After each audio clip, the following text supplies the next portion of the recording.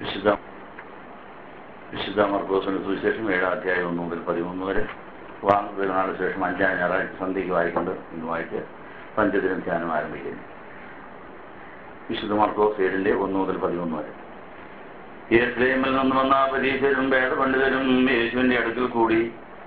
അവന്റെ ശിഷ്യന്മാരിൽ ചിലർ കൈയിടാതെ അപ്പം ഭക്ഷിക്കുന്നതുകൊണ്ട് അവർ കുറ്റപ്പെടുത്തി. എന്നുടന്നാൽ യഹൂദരും പരീശന്മാരും എല്ലാം പൂർവികരുടെ പാരമ്പര്യം സ്വീകരിച്ചിരുന്നതുകൊണ്ട് ശ്രദ്ധയോടെ കൈയിടാതെ ഭക്ഷിക്കാറില്ല. അവർ തെരുവിൽ നിന്ന് വന്നാലും കുളിക്കാതെ ഭക്ഷിക്കുകയില്ല. പാത്രങ്ങളും കുടങ്ങളും ചെമ്പുപാത്രങ്ങളും മറ്റും ആചാരപ്രകാരം വെള്ളത്തിൽ കഴുകുക മുതലായവ മറ്റു പല പാരമ്പര്യങ്ങളും അവർ അനുസരിച്ചു പോന്നു. വേദപണ്ഡിതരും പരീശരും അവനോട്, നിന്റെ ശിഷ്യ പൂർവികരുടെ പാരമ്പര്യപ്രകാരം നടക്കാറുണ്ട്, അവർ കൈയെഴുതാതെ അപ്പം ഭക്ഷിക്കുന്നല്ലോ എന്ന് ചോദിച്ചു. യേശു അവരോട് പറഞ്ഞു, കപടഭക്തരെ, യെശയ്യാ പ്രവാചകൻ നിങ്ങളെ പറ്റി പ്രവചിച്ചിട്ടുള്ളത് എത്ര ശരിയായിരിക്കുന്നു. ഈ ജനം അതിനം കൊണ്ട് തന്നെ ബഹുമാനിക്കുന്നു, അവിടെ ഹൃദയമാകട്ടെ നിന്നും അകന്നിരിക്കുന്നു. മനുഷ്യകൽപ്പനകളാകുന്ന ഉപദേശങ്ങൾ പഠിപ്പിച്ചുകൊണ്ട് വ്യർത്ഥമായി എന്നെ സേവിക്കുന്നുവെന്ന് എഴുതിയിരിക്കുന്നത് പോലെ തന്നെ. എന്നാൽ ദൈവകൽപ്പന ഉപേക്ഷിച്ച് കളഞ്ഞ് പാനപാത്രങ്ങളും കുടങ്ങളും വെള്ളത്തിൽ കഴുകുന്നത് പോലെയുള്ള പല മാനുഷിക പാരമ്പര്യങ്ങളും നിങ്ങൾ പാലിച്ചു വരുന്നു. അവൻ പിന്നെയും അവരോട് പറഞ്ഞു, നിങ്ങളുടെ പാരമ്പര്യം നിലനിർത്തുവാൻ ദൈവകൽപ്പന നിരസിക്കുന്നത് ശരിയോ? നിന്റെ പിതാവിനെയും മാതാവിനെയും ബഹുമാനിക്കുക എന്നും പിതാവിനെയോ മാതാവിനെയോ നിന്ദിക്കുന്നവൻ മരിക്കട്ടെ എന്നും മോശെ പറഞ്ഞിരിക്കുന്നു. എന്നാൽ നിങ്ങൾ പറയുന്നത്, ഒരു മനുഷ്യൻ തന്റെ പിതാവിനോടോ മാതാവിനോടോ നിനക്ക് എന്നിൽ നിന്ന് ലഭിക്കേണ്ടത് ഖുർബാൻ അല്ലെങ്കിൽ വഴിപാടാണെന്ന് പറഞ്ഞാൽ മതി എന്നാണോ? പിന്നെ പിതാവിനോ മാതാവിനോ വേണ്ടി ഒന്നും ചെയ്യുവാൻ അവനെ നിങ്ങൾ അനുവദിക്കുന്നില്ല.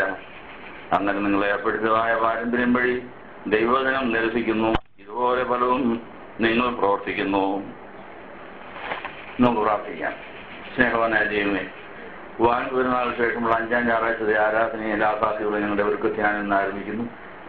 ഞങ്ങൾ വായിച്ചതായ ഈ തിരുവചനം ഞങ്ങൾക്ക് പരിശുദ്ധ മാതാവിനെ പോലെ കർത്താവിന്റെ ഭവനമായി മാറുവാൻ, കർത്താവിന്റെ ദൈവരാജ്യത്തിന്റെ അനുഭവങ്ങൾ ഞങ്ങളുടെ സ്വന്തമാക്കി തീർക്കുവാൻ, ദൂരസ്ഥനും സമീപസ്ഥനും ഒന്നിച്ചുകൂടി ഞങ്ങളുടെ ദൈവത്തിന്റെ മന്ദിരം പണി പൂർത്തീകരിച്ച് അവിടെ നദി പോലെ സമാധാനവും സമുദ്രത്തിലെ തിരകൾ പോലെ ആവർത്തിക്കുന്ന നീതിയുടെ അനുഭവങ്ങളും തരാമെന്നുള്ള വാസ്തവത്തിന് ഏറ്റുവാങ്ങുവാൻ ഈ തിരുവചനം എങ്ങനെ സഹായിക്കുന്നത് ഞങ്ങൾ കാത്തിരിക്കുകയാണ്.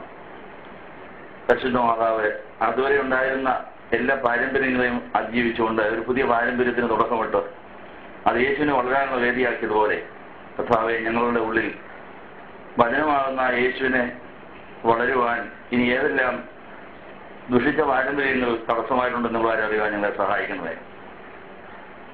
വ്യർത്ഥവും പാഴുമായിരിക്കുന്ന പിതൃ പാരമ്പര്യങ്ങളിൽ നിന്ന് ഞങ്ങളെ അടർത്തിയെടുത്തിട്ട് ദൈവരാജ്യത്തിന്റെ പുതിയ സൃഷ്ടിയുടെ പുതിയ പാരമ്പര്യത്തിന് തുടക്കമിടുവാൻ അവിടുന്ന് പുതിയ നിയമത്തിന് തുടക്കമിട്ടതിനെ അവിടുന്ന് സ്തുതിക്കുന്നു.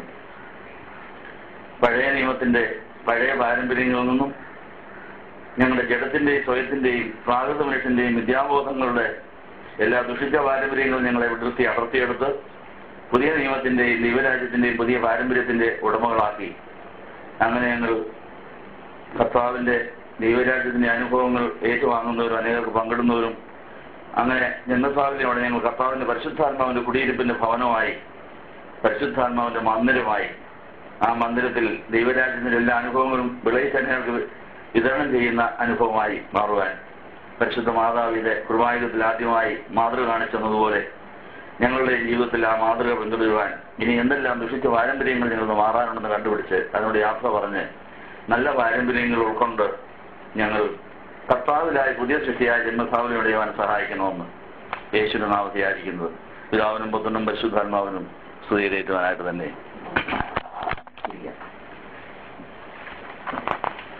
പെരുന്നാളിന് ശേഷമുള്ള അവസാനത്തെ ഞായറാഴ്ച 5 ആഴ്ച കൊണ്ട് മാതാവിനെ കേന്ദ്രീകരിച്ചുള്ളതായ ധ്യാനം നമ്മൾ സമാഹരിക്കുന്നു. അത് കഴിഞ്ഞാൽ പിന്നെ സെപ്റ്റംബർ മാസം 14-ാം തീയതി ശ്ലീബാ പെരുന്നാൾ വരുന്നു.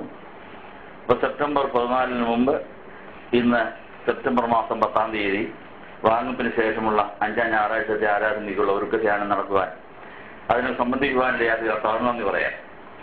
വിശുദ്ധ മർക്കോസ് 7-ന്റെ 1 മുതൽ 13 വരെയുള്ള വേദഭാഗത്തിൽ പരിശുദ്ധ മാതാവിനെ പരോക്ഷമായി പരാമർശിച്ചിരിക്കുന്നത് എങ്ങനെയാണ്? അന്നുണ്ടായിരുന്ന പരീശന്മാരും വേദപണ്ഡിതരും പഴയ നിയമം പഠിച്ച് അവർ പരീശന്മാരായി ദൈവവചനം അനുസരിക്കാൻ ശ്രമിച്ചെങ്കിലും മോശയിൽ കൂടെ ലഭിച്ചതായ ദൈവത്തിന്റെ സന്ദേശം നടപ്പിലാക്കാൻ അവർ ശ്രമിച്ചെങ്കിലും അതൊരു പാഴ്പണിയായിപ്പോയി. അവർക്ക് ദൈവത്തെ പ്രസാദിപ്പിക്കാൻ കഴിഞ്ഞില്ല. അവർ കപടഭക്തരായിപ്പോയി. അവരുടെ പൂർവിക പാരമ്പര്യപ്രകാരമുള്ള നടപ്പ് ദൈവ കോപത്തിനിടയാക്കി എന്നാണ് കർത്താവ് അവരോട് തുറന്നു പറഞ്ഞത്. അപ്പോൾ ഇപ്പോൾ നമ്മുടെ കയ്യിലുള്ള പാരമ്പര്യങ്ങൾ ദൈവത്തെ പ്രസാദിപ്പിക്കുന്നതാണോ അതോ ദൈവത്തെ കോപിപ്പിക്കുന്നതാണോ? അതൊന്ന് പരിശോധിക്കണം. പരിശുദ്ധ മാതാവാണ് കുർബാനയുഗത്തിൽ ആദ്യമായി ഒരു പുതിയ പാരമ്പര്യം ഉദ്ഘാടനം ചെയ്തത്. അതുവരെ ഉണ്ടായിരുന്ന പാരമ്പര്യങ്ങൾ കർത്താവിന് ഈ ലോകത്ത് ജനിക്കാൻ സഹായകരമല്ലായിരുന്നു. പഴയ നിയമത്തിലെ പ്രവാചകന്മാരുടെ പ്രവചനങ്ങൾ നിവൃത്തിയാക്കുവാൻ, ഒരു കന്യഗർഭിണിയായി മകനെ പ്രസവിക്കുന്ന ആ പ്രവചനം നിവൃത്തിയാക്കുവാൻ മറ്റൊരു കന്യമാരെ കൊണ്ടും പറ്റിയില്ല. പരിശുദ്ധ മാതാവിന് മാത്രമാണ് അങ്ങനെ കന്യഗർഭിണിയായി മകനെ പ്രസവിക്കുന്ന ദൈവത്തിന്റെ പുതിയ പദ്ധതിക്ക് തുടക്കം കൊണ്ടുപോകാൻ തന്നെ വിട്ടുകൊടുക്കാൻ കഴിഞ്ഞത്. ആ കർത്താവിന്റെ മനുഷ്യാവതാര പ്രക്രിയ തുടരുവാൻ ഈ 21-ാം നൂറ്റാണ്ടിലും കർത്താവ് നമ്മളെ ആഗ്രഹിക്കുന്നു, നമ്മളോട് ആവശ്യപ്പെടുന്നു. അതുകൊണ്ട് നമ്മളുടെ ഇന്നത്തെ പരിശോധന ഇതാണ്: കർത്താവിന്റെ പരിശുദ്ധാത്മാവിന്റെ മന്ദിരമായി തീരുവാൻ, ആ മന്ദിരം പണി ഊർജിക്കുവാൻ, ആ മന്ദിരത്തിൽ എല്ലാ ദൂരത്തിലും വന്നുചേർന്ന് ഒത്തൊരുമിച്ച് വേല ചെയ്ത് അങ്ങനെ നീതിയും സമാധാനവും തമ്മിൽ ചുംബിക്കുന്ന വേദിയായി നമ്മുടെ ആ ആരാധന സ്ഥലം മാറുവാൻ ഇനി നമ്മൾ എന്ത് ചെയ്യണമെന്ന് നമ്മൾ പരിശോധിക്കുകയാണ്. വിശുദ്ധ മർക്കോസ് 7:1-13 വരെയുള്ള ഭാഗത്തിൽ അവസാനം നമ്മൾ വായിച്ചു തീർത്തത് ഇങ്ങനെയാണ്: അന്ന് ഉണ്ടായിരുന്ന കപടഭക്തരായ പരീശന്മാരോട് കർത്താവ് പറഞ്ഞത്, അങ്ങനെ നിങ്ങൾ ഏർപ്പെടുത്തതായ പാരമ്പര്യം വഴി ദൈവവചനം നിരസിക്കുന്നു. അപ്പോൾ ദൈവവചനം നിരസിക്കുന്ന പാരമ്പര്യം വല്ലതും നോക്കുണ്ടോ?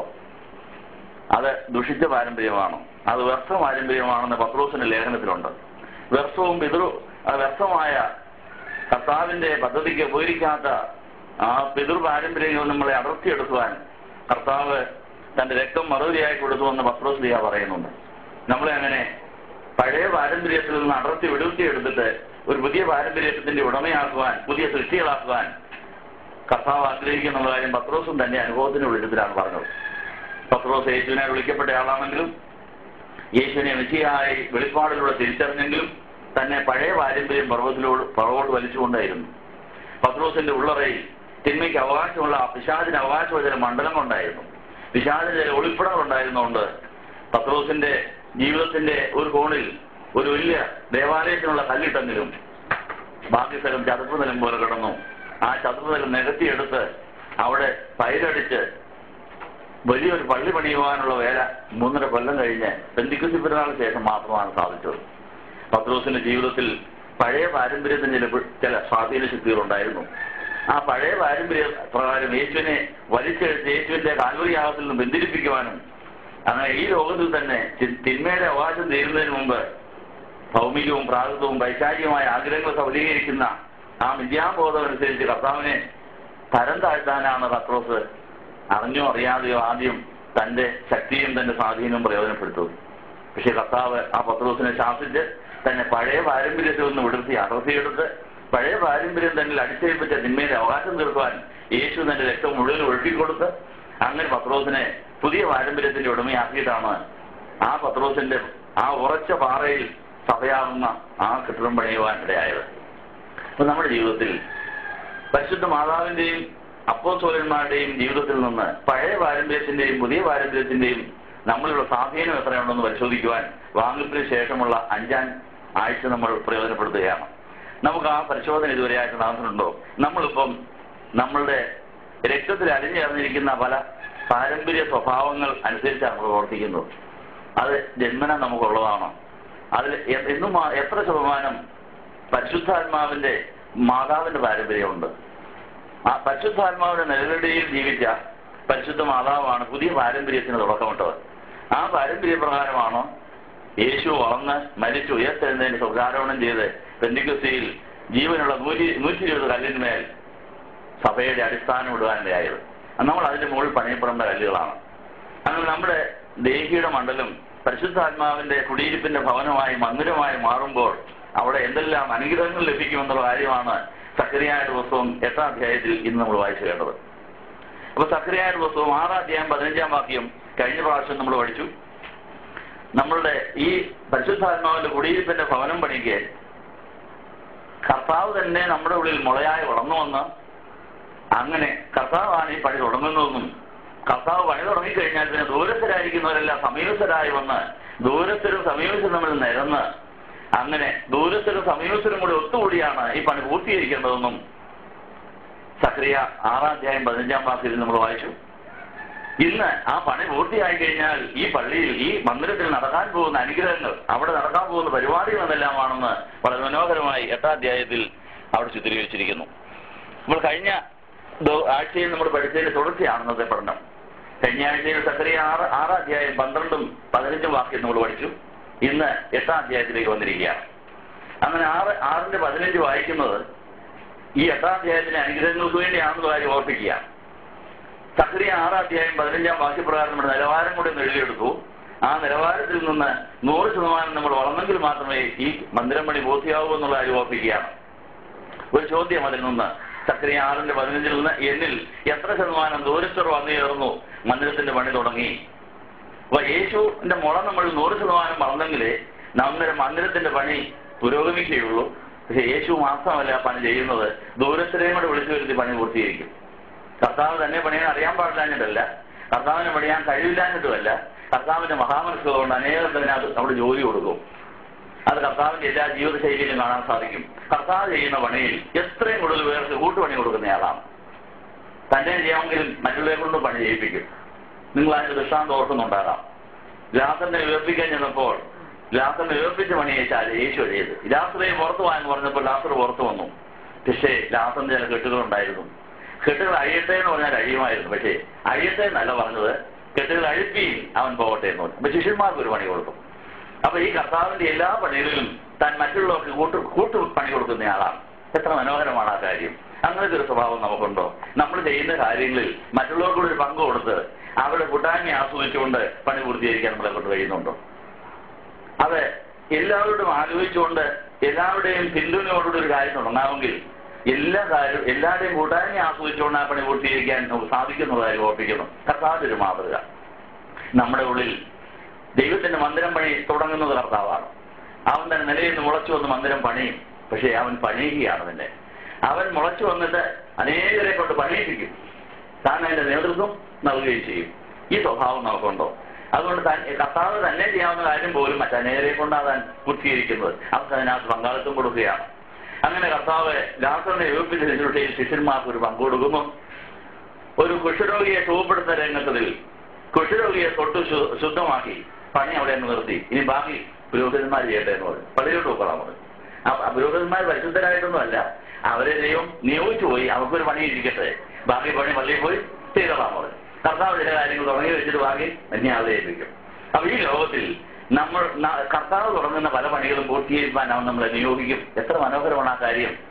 നല്ല കർത്താവ്, നല്ല ഭർത്താവ് ചില കാര്യങ്ങൾ തുടങ്ങി വെച്ചിട്ട് ബാക്കി പണി സഹധർമ്മിണിയെ ഏൽപ്പിക്കും. നീ ചെയ്തോ, ബാക്കി ഞാൻ കണ്ട് സന്തോഷിക്കട്ടെന്ന് പറയും. നമ്മളെ കണ്ടത് പറ്റുമോ? നമ്മൾ കർത്താവിനോടൊത്ത് സഹകരിക്കാൻ അവൻ ഒരുക്കിയിരിക്കുന്ന വേദികൾ ഏതാണ് എന്നറിഞ്ഞ് അങ്ങനെ കൂട്ടുപണി ചെയ്യുമ്പോൾ മാത്രം കിട്ടുന്നൊരു സന്തോഷമുണ്ട്. അപ്പോൾ മാത്രം കിട്ടുന്ന ഒരു സ്നേഹബോധമുണ്ട്. അങ്ങനെ നമ്മളെ എത്ര അവസരങ്ങൾ നമ്മൾ പാഴാക്കി. അപ്പൊ നമ്മുടെ ഉള്ളിൽ കർത്താവ് തുടങ്ങി വെച്ചതായ മന്ദിരത്തിന്റെ പണി തുടങ്ങിക്കഴിഞ്ഞിട്ട് മറ്റു പലരെ വിളിക്കുന്നുണ്ട്. വാ, ദൂരത്തിലെ വിളിച്ചു വെച്ച് നിങ്ങളോട് വാ, നമുക്ക് ഒന്നിച്ച് പണിയാം, എന്നിട്ട് നിങ്ങൾക്ക് അതിന് കൂലി തരാം, നിങ്ങൾക്ക് വളരെ സന്തോഷിക്കാം. അങ്ങനെ പണി നടത്തിയവർക്കെല്ലാം അവസാനം സമ്മാനമുണ്ട്. കൂതാശേരിയുണ്ട് ഇല്ലേ? പള്ളിപണിയുടെ കൂതാശേരി അന്ന് മേസ്തിരിമാർക്കും ആചാര്യമാർക്കും കോൺട്രാക്ടർക്കും എല്ലാം പ്രത്യേക സമ്മാനം, പന്മോദനങ്ങളും സമ്മാനങ്ങൾ കൊടുത്തവരെ ആദരിക്കും. ഇതുപോലെ ഒരു പണി നടത്തുന്നിടത്ത് എല്ലാവർക്കും കർത്താവ് എന്തെങ്കിലും പണി കൊടുത്തിരിക്കും. അപ്പൊ നമുക്ക് അങ്ങനെ കർത്താവ് ജോലി വരുന്നുണ്ട്. അപ്പൊ തൊഴിലില്ലായ്മ എന്നുള്ള പ്രശ്നം ദൈവമക്കൾക്കുണ്ടോ? ഇല്ല. നമ്മൾ കർത്താവിന്റെ മന്ദിരം പണിയാൻ നമ്മളെ വിട്ടുകൊടുത്താൽ കർത്താവ് നമുക്ക് പണി തന്നുകൊണ്ടേയിരിക്കും. നമ്മുടെയും മറ്റുള്ളവരുടെ ഉള്ളിൽ പല പണികൾ ചെയ്യുവാൻ നമ്മളെ സഹായിക്കും. നമ്മുടെ നിലവാരം എന്താണെന്ന് നോക്കുക. എന്നാൽ എത്ര ശതമാനം ദൂരസ്ഥർ വന്ന് മന്ദിരത്തിൽ പണി തുടങ്ങി? അതില് പലരുടെയും പണി പൂർത്തീകരിച്ചിട്ടില്ല. പലർക്കും പൂജ്യത്തിൽ തന്നെ നിൽക്കുക. പണി തുടങ്ങിയെങ്കിലും ഒരു കല്ലും കൂടെ വെക്കാനൊക്കാതെ പണിമുടക്കിയത് നമ്മുടെ പണിസ്ഥലത്തെ കൈവശപ്പെടുത്തി അങ്ങനെ അവിടെ പണി മുടങ്ങിക്കിടക്കുന്ന അനുഭവം അനേകർക്കുണ്ട്. എന്നാൽ 26% വരെ മന്ദിരത്തിന്റെ പണി നടന്നവരുണ്ട്. ബാക്കിയെല്ലാം മുടങ്ങിക്കിടക്കുക. അപ്പൊ എഴുതിക്കോ, 0-26 ഇടയിലാണ് മന്ദിരത്തിന്റെ പണിയുടെ നിലവാരം. ബാക്കി ഒത്തിരി പണിയും കിടപ്പുണ്ട്. അതിന് മുടക്കിയത് 0 കാർക്ക് 100 കാണും, 26 കാർക്ക് 80 കാണും. ഇതാണ് നമ്മുടെ സ്ഥിതി. അപ്പൊ 100-80 മുടക്കിയതുള്ളതുകൊണ്ടാണ് ഇതുവരെയായിട്ട് ഈ പണി പൂർത്തിയാകാറുണ്ട്. അതുകൊണ്ടാണ് നമുക്ക് നദി പോലെ സമാധാനം വരാത്തത്. നമുക്ക് തിര പോലെ ആവർത്തിക്കുന്ന നീതിയുടെ അനുഭവങ്ങൾ, നീതിയും സമാധാനവും ചുംബിക്കുന്ന അനുഭവം നമ്മുടെ ഹൃദയത്തിൽ ഉണ്ടാകാത്തതിന്റെ കാര്യം ഇതുവരെയും പണി പൂർത്തിയായിട്ടില്ല. ഇപ്പൊ ശ്രദ്ധ കൊടുത്തിരിക്കല്ലേ, പണി പൂർത്തിയാകണം. പണി പൂർത്തിയാകണമെങ്കിൽ യേശു നമ്മുടെ മാമോദീസായിൽ സ്നാനത്തിൽ തുടങ്ങി വെച്ചിരിക്കുന്ന മുളയായിട്ട് ഒട്ടിക്കപ്പെട്ട അവസ്ഥയിൽ വളർന്നു വന്നിട്ട് കർത്താവ് വേണം ദൂരസ്ഥരെ വിളിച്ചു വരുത്തി പണി ഏൽപ്പിക്കാൻ. അപ്പൊ അനേക ദൂരസ്ഥര് വന്നിനെയും സമീപസ്ഥരായി പണി പൂർത്തീകരിക്കണം. നമ്മുടെ വിശുദ്ധ ആരാധന മത്സരത്തിൽ അങ്ങനെ ഒരു പാട്ടുണ്ട്, ദൂരസ്ഥർ സമീപസ്ഥരുമായി തമ്മിൽ നിരക്കും സമയം താൻ എന്ന് പറഞ്ഞ പാടില്ലേ. അപ്പൊ എല്ലാ ആരാധന സമയത്തും ദൂരസ്ഥരും സമീപസ്ഥരും തമ്മിൽ നിരന്ന് ഒന്നിച്ച് അവർ ഈ മന്ദിരം പണി തുടരുകയാണ്. അപ്പൊ അതുകൊണ്ട് നല്ലവണ്ണം ഒരുങ്ങി ആരാധനയ്ക്ക് വരുമ്പോൾ ആരാധനയിലൂടെയാണ് ഈ പണി പൂർത്തീകരിക്കപ്പെടുന്നത്. അത് ആത്മാവിൽ സത്യത്തിലും ആണെങ്കിൽ ദൂരസ്ഥരും സമീപസ്ഥരും തമ്മിൽ നിരന്ന് ആ പണി തുടങ്ങി വെച്ചിരിക്കുന്ന കർത്താവിനോട് ചേർന്ന് പണി പൂർത്തീകരിക്കാൻ കഴിയും. അതുകൊണ്ട് നമുക്ക് 26% കൂടുതൽ പണി പൂർത്തിയായവർ ഈ കൂട്ടത്തിലില്ല. ബാക്കി ഇനി കിടപ്പില്ലേ. അപ്പൊ ഒത്തിരി നമ്മൾ പണി നടക്കാനുണ്ട്. എന്താണ് ഇത് പൂർത്തീകരിക്കപ്പെടാത്തത്? അതിന് പകരം 1,30,000 ജീവികളെ കൊടുത്തിട്ട് യുദ്ധം ആരംഭിച്ചിട്ടുണ്ട്. കഴിഞ്ഞ ദിവസം ഭാഗമായി 48 ചവിട്ടിയപ്പോൾ കുറെ ദൂരത്തിൽ വന്ന് പണിക്ക് തുടങ്ങിയിട്ടുണ്ട്. വൻകിട 7 മയക്കി രക്തം കൊടുക്കാൻ തുടങ്ങിയിട്ടുണ്ട്. വലിയ 39,000 40,000 കൊല്ലമൊക്കെ പഴക്കമുള്ള പള്ളിമണി മുടക്കിയതാണ് വിലസിക്കൊണ്ടിരുന്നത്. അവരെല്ലാം മയക്കിയിട്ടിട്ടുണ്ട്. അത്രയും ഗുണമായി. വലിയ മതയാനികളെ മയക്കിയിട്ടാൽ മാത്രമേ ശല്യം ഒഴിവാക്കാൻ സാധിക്കുകയുള്ളൂ. തിന്മയുടെ വലിയ ശക്തികളെ ഇപ്പോൾ ചവിട്ടാനോ മുറിക്കാനോ ഒക്കെ അല്ലെങ്കിൽ മയക്കിയിടാനെങ്കിലും സാധിക്കും. അങ്ങനെ ആ പണി തുടങ്ങിയിട്ടുണ്ട്. 7 മയക്കിയിട്ടുണ്ട്. അതിന് രക്തമെടുത്ത് പണി തുടങ്ങിയിട്ടുണ്ട്. നമ്മളുടെ ഇടയിൽ ഭാഗമായ 42 ചവിട്ടിക്കഴിഞ്ഞു. അത് സമീപസ്ഥരായി പണി തുടങ്ങിയിട്ടുണ്ട്. അതുകൊണ്ട് പണി കുറെ കൂടെ പുരോഗമിക്കുക എന്നുള്ള കാര്യം ഓർപ്പിച്ചിരിക്കുന്നു. യെശയ്യാ 42:18 നീതിയും സമാധാനം തമ്മിൽ ചുംബിക്കുന്ന അനുഭവങ്ങൾ പൊതുവായിട്ട് 74% മാത്രമേ ആയിട്ടുള്ളൂ. മുടക്കിയത് 33-നും 99-നും ഇടയിലുണ്ട്. പകരം 1,00,000 ജീവികളെ തന്ന് അവിടെ പണി നടന്നുകൊണ്ടിരിക്കുന്നു. അതിൽ ഇത്രയും പണിയെ നടന്നുള്ളൂ. അതുകൊണ്ടാണ് പൂർണ്ണ സമാധാനമോ പൂർണ്ണ നീതിയോ ലഭിക്കാത്തത്. പണി പൂർത്തിയാകാത്തതുകൊണ്ടാണ്. അവർ സമ്മേളിക്കാൻ ഇടമില്ല, സ്ഥലമില്ല, സൗകര്യമില്ല. പിന്നെ വന്നൊന്നും കണ്ടേച്ച് പോകാനേ ഉള്ളൂ ഇല്ലേ. അതുകൊണ്ട് ഇപ്പോൾ ഒരു ഇടക്കാല ആശ്വാസമൊക്കെ തരുന്നുള്ളൂ. പണി പൂർത്തിയായി കഴിഞ്ഞാൽ മാത്രമേ ഈ നീതി സമാധാനം നിരന്തരമായി അലയടിക്കുന്ന പോലെ സമുദ്രത്തിൽ അലയടിക്കുമല്ലെന്ന് അന്തം വല്ലതും ഉണ്ടോ? അതൊന്നിനു പുറകെ ഇങ്ങനെ വന്നുകൊണ്ടേയിരിക്കും. അലയടിക്കുന്ന പോലെ നീതിയുടെ അനുഭവങ്ങൾ ഒന്നിനു പുറകെ ഒന്നായി ജയോത്സവമായി വന്നുകൊണ്ടിരിക്കും. അതാണ് ദൈവമക്കൾ കർത്താവ് വാഗ്ദാനം ചെയ്തിരിക്കുന്ന കാര്യങ്ങൾ. നമുക്ക് എങ്ങനെയാ അത് സ്വന്തമാക്കാൻ കഴിയും? നമ്മുടെ പഴയ പാരമ്പര്യവും പുതിയ പാരമ്പര്യവുമായുള്ള വലിയ സംഘടന നടന്നുകൊണ്ടിരിക്കുന്നു. നമ്മളിൽ എത്ര ശതമാനം പഴയ പാരമ്പര്യം പോകാനുണ്ട്? അതിന് വില കൊടുത്താലേ അവർ മാറുകയുള്ളൂ. അതുകൊണ്ടാണ് പത്രോസിനോട് പറഞ്ഞത്, നമ്മളെ വീണ്ടെടുത്തിരിക്കുന്നത് പഴയ പാരമ്പര്യത്തിൽ നിന്ന് വീണ്ടെടുക്കുന്നത് പൊന്നെ വെള്ളി മുതലായതുകൊണ്ടല്ല, യേശുവിന്റെ വിലയേറിയ രക്തം കൊണ്ടാണ്. അത് എത്രാം വാക്യാന്നറിയാവോ? പത്രോസിന്റെ 1 പത്രോസ് എത്രയാ? 1:18. എങ്ങനെയാന്ന് വായിച്ചാട്ട്? 1:18. വ്യക്തവും പിതൃപാരമ്പര്യവുമായുള്ള നടപ്പിൽ നിന്ന് അവൻ നമ്മളെ വീണ്ടെടുത്തിരിക്കുന്നത് പൊന്നെ വെള്ളി മുതലായ അഴിഞ്ഞു പോകുന്ന സാധനം കൊണ്ടല്ല, യേശു ക്രിസ്തുവിന്റെ വിലയേറിയ രക്തം കൊണ്ടാണ്. അപ്പൊ രക്തം കൊടുത്താലേ ഈ പഴയ പാരമ്പര്യക്കാരിട്ടേക്ക് പോവുള്ളൂ. അവർക്ക് അതുപോലെ അത്യാന്തരവും ആസ്തിയുണ്ട്. അവർക്ക് രക്തം കൊടുത്ത് മറുപടിയായി രക്തത്തോടൊപ്പം പല ജീവികളെയും കൂടെ കൊടുത്ത്, അതിനാണ് ലക്ഷക്കണക്കിന് ആയിരക്കണക്കിന് ജീവികളെ മറുപല കൊടുത്ത് പഴയ പാരമ്പര്യക്കാരെ ഇറക്കി വിട്ടിട്ട് പുതിയ പാരമ്പര്യത്തിന്റെ തുടക്കമിടാൻ നമ്മൾ ബന്ധപ്പെട്ടുകൊണ്ടിരിക്കുന്നത്. അതുകൊണ്ട് ഇതിന്റെയും പരിശോധനയും നടത്തുകയാണ്. വിശുദ്ധ മർക്കോസിന്റെ സുവിശേഷം 7-ാം അധ്യായം 1 മുതൽ 13 വരെയുള്ള ഭാഗമാണ് നമ്മൾ വായിച്ചുകൊണ്ടിരിക്കുന്നത്. അത് യെരൂശലേമിൽ വന്ന പരീശന്മാരും വേദപണ്ഡിതരും യേശുവിനെ പരിഹസിക്കുകയും വിമർശിക്കുകയും ചെയ്യുന്ന രംഗത്തിൽ കർത്താവ് വരെ ഒരു പുതിയ പാഠം പഠിപ്പിക്കുകയാണ്. നമ്മൾ ആ അവസ്ഥയിൽ നിന്ന് വിടുവിക്കപ്പെട്ട് പുതിയ പാരമ്പര്യത്തിൽ കർത്താവിന്റെ മന്ദിരം പണിയുടെ രംഗത്ത് അവിടുത്തെ പണിമുടക്കികളെ മാറ്റിയിട്ട് കർത്താവിനോടൊത്ത് സഹകരിച്ച് കൂട്ടുവേലക്കാരാകുവാൻ നമ്മുടെ ദൂരസ്ഥരായി പോയ തിന്മയുടെ ശക്തിയിൽ പിടിപ്പിക്കപ്പെട്ടു പോയ പ്രാണനെല്ലാം വീണ്ടെടുക്കപ്പെട്ട് മടങ്ങി വരണം എന്നുള്ള കാര്യമാണ് നമ്മൾ കഴിഞ്ഞ ആഴ്ച പഠിച്ചു നിർത്തത്. അങ്ങനെ പിതാവിനോ മാതാവിനോ വേണ്ടി ഒന്നും ചെയ്യുവാൻ അന്നുണ്ടായിരുന്ന പരീശന്മാർ അനുവദിക്കാത്ത തരത്തിൽ അവർ പഴയ പാരമ്പര്യത്തിൽ കുടുങ്ങിപ്പോയി എന്നാണ് അവിടെ എഴുതിയിരിക്കുന്നത്. നിങ്ങൾ ഏർപ്പെടുത്തിയ പാരമ്പര്യം വഴി ദൈവവചനം നിരസിക്കുന്നു. അപ്പൊ ദൈവത്തിന്റെ വചനത്തെ നിരസിക്കുന്ന പാരമ്പര്യങ്ങൾ നമ്മുടെ രക്തത്തിലുണ്ട്. പരിശുദ്ധ കന്യമറിയാമാണ് ആദ്യമായ കൃപായുഗത്തിൽ ദൈവത്തിന്റെ വചനം അനുസരിക്കുവാൻ പഴയ പാരമ്പര്യം മുഴുവൻ വലിച്ചെറിഞ്ഞു. കല്യാണം വച്ചിരിക്കുന്ന ഒരു പെൺകുട്ടിക്ക് കല്യാണം വേണ്ടാന്ന് പറയാനായിട്ട് ധൈര്യം തോന്നുന്നു. കാരണം ചെറുക്കൻ കൂട്ടരും പെണ്ണുകൂട്ടരും അവിടെ എല്ലാ പ്രിയപ്പെട്ടവരും കൂടെ ഒന്നിച്ചുകൂടി എടുത്തൊരു തീരുമാനമാണ് ഇവിടെ യോസേപ്പിനെ കൊണ്ട് കെട്ടിക്കണം, കല്യാണത്തിന് ഡേറ്റ് ഫിക്സ് ചെയ്താന്നായിരിക്കും. പക്ഷെ ആ കല്യാണമാണ് മാതാവ് വേണ്ടാന്ന് വെച്ചത്. എന്താ കാര്യം? കന്യ ഗർഭിണിയായിട്ട് മകനെ പ്രസവിക്കണമെങ്കിൽ ഇവിടെ കന്യാവ്രതം സംരക്ഷിക്കപ്പെടണം. കന്യയായിരുന്നുള്ളതിനെ അമ്മയാകണമെന്നും ഉറച്ചിരിക്കുന്ന കല്യാണം അല്ല നടക്കേണ്ടതെന്നും പറഞ്ഞ് പാരമ്പര്യത്തെ അപ്പൊ തന്നെ തല്ലിപ്പൊടിച്ചങ്ങ് മാറ്റുക. അതുവരെ ഉണ്ടായിരുന്ന പാരമ്പര്യത്തോട് യാത്ര പറഞ്ഞിട്ട് പുതിയ കൃപായുഗത്തിന്റെ തുടക്കമിടാൻ വേണ്ടി ദൈവത്തിന്റെ വചനം കേട്ട് കഴിഞ്ഞപ്പോൾ അതുവരെ ഉറപ്പിച്ചു വെച്ച കാര്യം തല്ലിപ്പൊടിക്കാനുള്ള ധൈര്യം സാധാരണ പെൺകുട്ടി കിട്ടുമതി. ആ ധൈര്യം ഇത് പോയാൽ പിന്നെ എവിടെ എങ്ങനെ ചെയ്യുന്നു വല്ല ഉറപ്പുണ്ടോ? ഒരു ഉറപ്പുമില്ല. പക്ഷേ മാലാഖയിൽ കൂടി കിട്ടിയതായ വചനത്തിന്റെ ശക്തി അത്രയുണ്ടായിരുന്നു.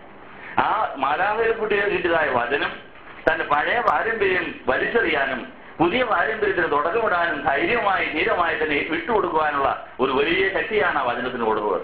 അതുകൊണ്ട് ഈ നമ്മളെ വീണ്ടും ജനിപ്പിക്കുന്ന വചനം പ്രതിബന്ധങ്ങളെ അതിജീവിച്ചുകൊണ്ട് ഒരു മുളയായി യേശുവിനെ വളർത്തുന്നതാണ്.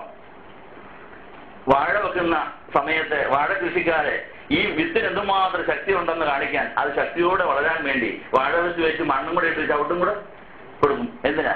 വാഴ വെച്ച് മണ്ണിട്ട് ശരിക്ക് തല്ലി പൊത്തി ചവിട്ടും കൂടെ കൊടുത്തിട്ടേ അവർ പോകുള്ളൂ. കാര്യം എന്താ? അത്രയ്ക്ക് ശക്തിയായിട്ട് ഈ മുളഞ്ഞ് കയറി ഈ മണ്ണ് പൊട്ടിച്ചുകൊണ്ട് വെളിയിൽ വരണം.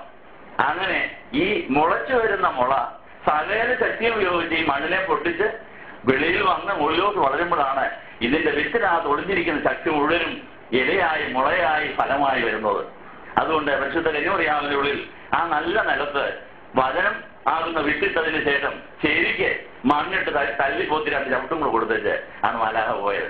ആരും ഇത് അറിയണ്ട, ആരും ഇത് കാണുകയും വേണ്ട. ഇത് ഇപ്പൊ അങ്ങ് മറഞ്ഞിരുന്നോട്ടെ എന്ന് പറഞ്ഞാൽ ശരിക്കന്നെ മറച്ചു വെച്ചിട്ടാ പോയത്. പക്ഷെ അത് മറഞ്ഞിരുന്നോ? അതങ്ങ് വളരെ ശക്തിയോടെ ആ മുളയെന്ന് വളർന്നു വന്നു. ആ ഉറച്ചിരുന്നതായ ആ നിലത്തെ ശരിക്ക് പൊട്ടിച്ച് വിണ്ടു കീറി അത് വെളിയിൽ വന്നു. അത് വലിയ ശക്തിയോടെ വളർന്ന് അങ്ങനെ പുതിയ പാരമ്പര്യത്തിന് ദൈവരാജ്യത്തിന്റെ മന്ദിരം പണിയുടെ ഉദ്ഘാടനമാണത്. അതുകൊണ്ട് ഈ മന്ദിരം മുളയെന്ന് പേരുള്ള പുരുഷൻ തന്റെ നിലയിൽ നിന്ന് മുളച്ചു വന്ന് മന്ദിരം പണിയുമെന്നാണ് സക്കറിയാറിന്റെ മന്ദിരം നമ്മൾ കഴിഞ്ഞ പ്രാവശ്യം വായിച്ചത്. അപ്പം പരിശുദ്ധ കന്യമറിയാവുന്നതാണ് ഈ മുള ശക്തിയോടെ മുളച്ചു വന്ന് ആ സഭയാകുന്ന വലിയ മന്ദിരം പണിയുടെ തുടക്കമിട്ടത്. ഈ വിത്തിന് ഈ മുളയ്ക്ക് എന്തുമാത്രം ശക്തി ഉണ്ടെന്ന് കാണിക്കാൻ വേണ്ടിയാണ് അത്രയും പ്രതിബന്ധങ്ങൾ വരുത്തിയിരുന്നത്. പക്ഷെ ആ പ്രതിബന്ധങ്ങളൊക്കെ തട്ടി മാറ്റിക്കൊണ്ടാണ് ഈ മുള വളർന്നു വന്നത്. നമ്മുടെ ഉള്ളിൽ വചനം ശരിക്ക് വീണ്ട പോലെ വീണ്ടെടുത്ത് വീടാമെങ്കിൽ എല്ലാ പ്രതിബന്ധങ്ങളെ അതിജീവിച്ചുകൊണ്ട് യേശു ഈ മുളയായിട്ട് വളർന്നു വരും. പക്ഷെ യേശു മുളയായിട്ട് വളർന്നു വന്നു കഴിഞ്ഞാൽ മന്ദിരം പണിയിപ്പിക്കാൻ ദൂരസ്ഥരെ കൂടെ കൊണ്ടുവരുമെന്നുള്ള നമ്മൾ ആ സഖറിയാവിന്റെ 15 നമ്മൾ പഠിച്ചത്. സമീപസ്ഥരെ മാത്രമല്ല ദൂരസ്ഥരെ കൂടെ വിളിച്ചു വരുത്തി ദൂരസ്ഥരെ ഒന്നിച്ചുകൂട്ടി അവരെയും കൊണ്ടും കൂടെ പണിയിപ്പിച്ച് ഇത് പൂർത്തിയാക്കുന്നതാണ് കർത്താവിന്റെ വലിയ മഹാമനസ്കത. എല്ലാവർക്കും ഒരു പണിയിനകത്ത് കൊടുത്തിരിക്കും. എല്ലാവരും കൂടെ ഞങ്ങൾ പള്ളി പണിതെന്ന് പറയണം. അതൊരു അഭിമാനമല്ലേ? ഞങ്ങളും കൂടെ കൂടിയായി പള്ളി പണിതത്. എല്ലാവർക്കും പറയും ഞങ്ങളുടെ പള്ളിയാ നമ്മുടെ പള്ളിയാന്ന് പറയണം. അതിനാണ് എല്ലാവർക്കും അതിനൊരു പങ്ക് കൊടുത്തിരിക്കുകയാണ്. അപ്പൊ നമ്മുടെ ജീവിതത്തിൽ ഇനി എന്തുമാത്രം ദൂരത്തിൽ വരാനുണ്ട് പള്ളി പണിക്ക്? എവിടെയൊക്കെയോ കിടക്കുക, ഏതൊക്കെയോ തിന്മയുടെ കയ്യിൽ ആരൊക്കെയോ എവിടെയൊക്കെയോ നമ്മുടെ പ്രാണനെ അപഹരിച്ചിട്ടിരിക്കുന്നു. അവിടെ നിന്നെല്ലാം വിടുവിക്കപ്പെട്ട് അവർ സമീപസ്ഥരായി തീരണമെന്നുള്ള കാര്യം ഓർപ്പിക്കുന്നു. അപ്പൊ ഈ പശ്ചാത്തലത്തിലാണ് സക്കറിയായുടെ പുസ്തകം 8-ാം അധ്യായം എന്ന് വായിച്ചത്. അപ്പൊ നമ്മുടെ ഇന്നത്തെ വേദവായന വിശുദ്ധ മർക്കോസ് 7:1-13 വരെ വായിച്ചിട്ട് അതിന്റെ അവസാനത്തിൽ പരിശുദ്ധ കന്യമറിയാം പഴയ പാരമ്പര്യം തല്ലിപ്പൊളിച്ചു കളഞ്ഞ് ഒരു പുതിയ പാരമ്പര്യത്തിന് തുടക്കമിട്ടിട്ട് ആ പുതിയ പാരമ്പര്യത്തിൽ ഒരു മുള തന്നിൽ വന്നു. ആ മുളച്ചു വന്ന മന്ദിരം പണി ഉദ്ഘാടനം ചെയ്യപ്പെട്ടു. മാതാവിന്റെ ജീവിതത്തിലെ മന്ദിരം പണി പൂർത്തിയായി. അത് 120 പേരുടെ ജീവിതത്തിൽ പൂർത്തിയായി. ഇത് 21-ാം നൂറ്റാണ്ടിൽ നമ്മുടെ ഉള്ളിലും നമ്മുടെ സ്നാനത്തിലൂടെ അല്ലെങ്കിൽ മാമോദിസായിലൂടെ വീണ്ടും ചില അനുഭവത്തിലൂടെ ആ മുള നമ്മിൽ വളരാൻ ആരംഭിച്ചു.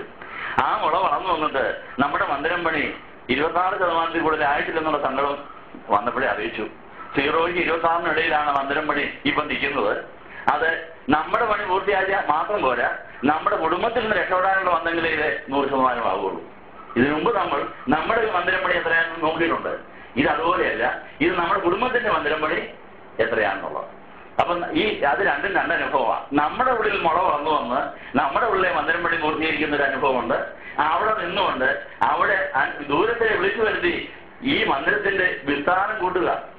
അത് പ്രധാനപ്പെട്ട മുറി ആദ്യം പണി, പിന്നെ അടുത്ത മുറികളൊക്കെ പിന്നെയും പണിത് ഒരു പള്ളി എന്ന് പറഞ്ഞാൽ ഒരു ഹോള് മാത്രമല്ല, അതിന് സൈഡ് മുറികളൊക്കെ ഉണ്ട്, അതിന് മേടയുണ്ട്, വേറെ പല സ്ഥലങ്ങളുണ്ട്. എല്ലാം കൂടെ ചേർന്നതിന് പള്ളിയാവൂ ഇല്ലേ എന്ന് പറഞ്ഞ ആദ്യം അതിന്റെ പ്രധാനപ്പെട്ടതായ ആ ഭാഗം കർത്താവ് വളർത്തിക്കൊണ്ടുവരും. എന്നാൽ ദൂരത്തിലും സമീപത്തിലും ഒന്നിച്ചുകൂടിയതിനു ശേഷം മാത്രം പൂർത്തീകരിക്കപ്പെടുന്ന അനേകം മണ്ഡലങ്ങളുണ്ട്. നമ്മളിപ്പോൾ പരിശോധിച്ചുകൊണ്ടിരിക്കുന്നത് നമ്മുടെ ആകെ കൂടിയുള്ള ഈ നമ്മുടെ ദേവാലയം പണി എന്തുമാത്രമായി 26 കൂടുതൽ 1000 എന്നുള്ള കാര്യം അറിയിച്ചിരിക്കുന്നു. ബാക്കി ശേഷിച്ചിരിക്കുന്ന ആ 74% ഇതിന്റെ പണി പൂർത്തിയാണെങ്കിൽ അനേക ദൂരസ്ഥർ ഇനിയും വന്നു ചേരാനുണ്ട്. അവരെങ്ങനെ ദൂരസ്ഥരായി എന്നുള്ള കാര്യം നമ്മൾ അന്വേഷിച്ച് കണ്ടുപിടിക്കണം. അവരെ കൂടെ കൂട്ടിക്കൊണ്ടുവന്നെങ്കിലേ പണി പൂർത്തിയാകൂ എന്നുള്ള കാര്യം നമ്മൾ ഇന്ന് പഠിക്കുകയായിരുന്നു. ഈ സക്കറിയായുടെ പുസ്തകം 8ാം അധ്യായമാണ് നമ്മൾ വായിച്ചത്. ഈ പള്ളി പണി പൂർത്തിയായി കഴിഞ്ഞാൽ നമുക്ക് അവിടെ വെച്ച് കർത്താവ് തരാൻ വെച്ചിരിക്കുന്ന അനുഗ്രഹത്തിന്റെ ഒരു പട്ടികയാണ് ഈ സക്കറിയ 8ാം അധ്യായത്തിൽ എഴുതിയിരിക്കുന്നത്. ഇസ്രായേലിനെ അനുഗ്രഹിക്കുമെന്ന് ദൈവം വാഗ്ദത്തം, അനേക അനുഗ്രഹങ്ങളോ വാഗ്ദത്തങ്ങൾ അവിടെയുണ്ട്. ഈ അനുഗ്രഹങ്ങളെല്ലാം നമുക്ക് ലഭിക്കാത്തതിന് കാരണം പള്ളിപണി പൂർത്തിയാകാത്തതുകൊണ്ടാണ്. അതുകൊണ്ട് ഈ മന്ദിരം പണി പൂർത്തീകരിച്ചാൽ മാത്രം കിട്ടുന്ന അനുഗ്രഹങ്ങൾ ഏതൊക്കെയാണെന്ന് അറിഞ്ഞിരുന്നാൽ ഇത് നല്ല ഉത്സാഹമായിരിക്കും. പണി പൂർത്തിയായി കൂടാഴ്ച കഴിഞ്ഞാൽ ഇവിടെ നടക്കാൻ പോകുന്ന പരിപാടി എന്നാന്ന് അറിഞ്ഞാൽ ഈ പണി പൂർത്തീകരിക്കാൻ നല്ല ഉത്സാഹമായിരിക്കും. അതിനാണ് അവിടെ ഈ സക്കറിയായുടെ പുസ്തകം ആദ്യം വായിക്കേണ്ടത് 8ാം അധ്യായമാണെന്നാണ് വേദശാസ്ത്രജ്ഞന്മാർ പറയുന്നത്. വേദപുസ്തകം പഠിക്കുന്നതിന് അങ്ങനെ ഒരു ക്രമമുണ്ട്, ഒരു ചിട്ടയുണ്ട്. വേദപുസ്തകം ഉൽപ്പത്തിയോട് ഒരുപാട് ചുമ്മാ വായിച്ചു തീർത്താൽ അത് ദഹിക്കുകയില്ല.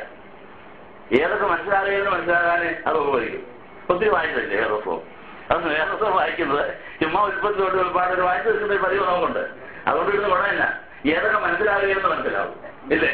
അതാദ്യം മനസ്സിലാകേണ്ടത്. ഇനി മനസ്സിലാകണമെങ്കിൽ അതിന് പരിശുദ്ധാത്മാവ് വേറൊരു ക്രമം തരും, അത് അറിഞ്ഞിരിക്കാം. വേദപുസ്തകത്തിൽ എല്ലാ പുസ്തകങ്ങളും പഠിക്കണമെങ്കിൽ ആദ്യം വായിക്കേണ്ട ഒരു വാക്യം കാണും, ആദ്യം വായിക്കേണ്ട ഒരു അധ്യായം കാണും, അതിനുശേഷം പിന്നെ വായിക്കേണ്ട വേറെ അധ്യായം കാണും. അത് ഈ എഴുതിയിരിക്കുന്ന 1, 2, 3 കണക്കിലല്ല, അതല്ലിരിക്കുക. ഇതിനെ ചെതറി കിടക്കുക. സൗകര്യത്തിന് കഴിഞ്ഞ് അധ്യായങ്ങൾ വാക്കുകൾ തിരിച്ചിട്ടിരിക്കുന്നതേ ഉള്ളൂ. പഠിക്കുന്ന ക്രമത്തിലല്ല ഇതിനെ എഴുതിയിരിക്കുന്നത്, അതറിഞ്ഞിരിക്കണം. പരിശുദ്ധാത്മാവ് എന്ന കാര്യത്തിന് മാത്രമേ വേദപുസ്തകത്തിൽ ആദ്യം വായിക്കേണ്ട വേദഭാവം ഏതാണെന്ന് നമുക്ക് പറഞ്ഞ എല്ലാവരുടെ ജീവിതത്തിലും ഒന്നല്ല. എവിടെ തുടങ്ങണം എന്നുള്ള വളരെ പ്രധാനപ്പെട്ട കാര്യം. Well beginning has. അപ്പൊ നമ്മുടെ ജീവിതത്തിൽ വേദപുസ്തക പഠനം തന്നെ എവിടെ തുടങ്ങണമെന്ന് പരിശുദ്ധാത്മാവാണ് തീരുമാനിക്കേണ്ടത്. അവിടെ തുടങ്ങിയെങ്കിലേ ഇത് ധരിക്കാൻ തുടങ്ങുള്ളൂ. നമ്മൾ അസ്ഥാനത്ത് തുടങ്ങിയിട്ടിരിക്കുക, അതുകൊണ്ട് എങ്ങും എത്തിപ്പെട്ടിട്ടില്ല. അതുകൊണ്ട് ഇതുവരെ പഠിച്ചതെല്ലാം ഇത് മനസ്സിലായില്ലെന്ന് സമ്മതിച്ചില്ലോ. ഇതുവരെ പഠിച്ചിട്ട് മനസ്സിലായില്ലല്ലോ, എന്നാൽ ദൈവത്തിന്റെ വെച്ച് ഇനി കർത്താവ് എവിടെ തുടങ്ങണം. അങ്ങനെയാണെങ്കിൽ ഈ സക്കറിയായുടെ പുസ്തകം തന്നെ 14 അധ്യായമുണ്ട്. ഈ 14 അധ്യായം ഒറ്റയടിക്ക് 14 വായിച്ച് ഒന്നും മനസ്സിലാകുകയില്ല. 14 വായിച്ചല്ലേ? അതുകൊണ്ട് ഇനി മനസ്സിലാകണമെങ്കിൽ എവിടെ തുടങ്ങുമെന്ന് പറയാം. ഇതിനെക്കുറിച്ച് ഒത്തിരി ഗവേഷണങ്ങൾ നടത്തിയിട്ടുണ്ട്. ബൈബിൾ പഠനത്തെക്കുറിച്ച് ദ ഫാമിലി ഡിവോഷണൽ ബൈബിൾ എന്ന സ്റ്റഡി ബൈബിൾ എന്ന് പറഞ്ഞൊരു ബൈബിളുണ്ട്. The family devotional study Bible എന്ന് പറഞ്ഞ് ഗവേഷണം നടത്തി അനേകർക്ക് ബൈബിൾ വായിച്ചിട്ട് മനസ്സിലാകുന്നതെന്ന് പറഞ്ഞ് അനേകർ സങ്കടപ്പെട്ടപ്പോൾ ഒത്തിരി വേദശാസ്ത്രജ്ഞന്മാർ ഒന്നിച്ചുകൂടി അങ്ങനെയാണെങ്കിൽ ബൈബിൾ എങ്ങനെയാ പഠിക്കേണ്ടത്, എവിടെയാ തുടങ്ങേണ്ടത് എന്നൊക്കെ ഗവേഷണം നടത്തിയിട്ട് അവർ കണ്ടെത്തിയിരിക്കുന്ന ഈ വേദപുസ്തകം പഠിക്കേണ്ടത് എങ്ങനെയാണെന്ന് പറഞ്ഞുകൊണ്ട് എഴുതിയിരിക്കുന്ന ഒരു ബൈബിളാണ് how to study the Bible എന്ന് പറഞ്ഞുകൊണ്ടാണ് അതിന്റെ തുടക്കത്തിൽ തന്നെ. നിങ്ങൾക്ക് ഇതിന്റെ കോപ്പി വേണമെങ്കിൽ Indian Bible literature post bag 459 Madras South India, ഇങ്ങനെ ഒരു അഡ്രസ്സിൽ ഇതിന്റെ കോപ്പികൾ കിട്ടും. ഇന്ത്യ ബൈബിൾ ലിറ്ററേച്ചർ മദ്രാസിൽ ഇങ്ങനെയൊരു ഇത് പുറപ്പെടുന്നുണ്ട്. മറ്റേ അമേരിക്കയിൽ നിന്ന് ഇതുപോലെയുള്ള സ്റ്റഡി ബൈബിൾ എന്ന് പറഞ്ഞ് ഇങ്ങനെ പഠിക്കാൻ പറ്റിയ ഇതിനെ ക്രമീകരിച്ച നോട്ടുകളോടുകൂടിയ ബൈബിൾ, അങ്ങനെ പലതരത്തിലുള്ള ബൈബിൾ നമുക്ക് വായിക്കാൻ കിട്ടും. അങ്ങനെയുള്ള ഒരു ബൈബിളിൽ നിന്ന് എങ്ങനെയാണ് ബൈബിൾ പഠിക്കേണ്ടതെന്നുള്ള കാര്യങ്ങൾ അറിയിച്ചിട്ട് സക്കറിയായുടെ പുസ്തകം എങ്ങനെ വായിക്കണം എന്ന് അനേകർ ഇത് പഠിച്ചതിന് ശേഷം അവിടെ അനുഭവങ്ങൾ പിന്നെ പഠിക്കാൻ വരുന്നവരെ സഹായിക്കാൻ വേണ്ടി എഴുതിയിട്ടിരിക്കുകയാണ്. സക്കറിയായുടെ പുസ്തകം പഠിക്കണമെങ്കിൽ ആ 14 അധ്യായം 1 മുതൽ 14 വായിച്ചു തീർത്താൽ പോരാ. അത് ആദ്യം മനസ്സിലാകുന്നത് 8ാം അധ്യായമാണെന്ന് പറയും. ഹൗ ടു റീഡ് സക്കറിയ എന്ന് പറഞ്ഞ് ഇത് പഠിക്കാൻ വേണ്ടി തന്നിരിക്കുന്ന ഇൻട്രൊഡക്ഷൻ അർജുന എഴുതിയിരിക്കുന്നത്.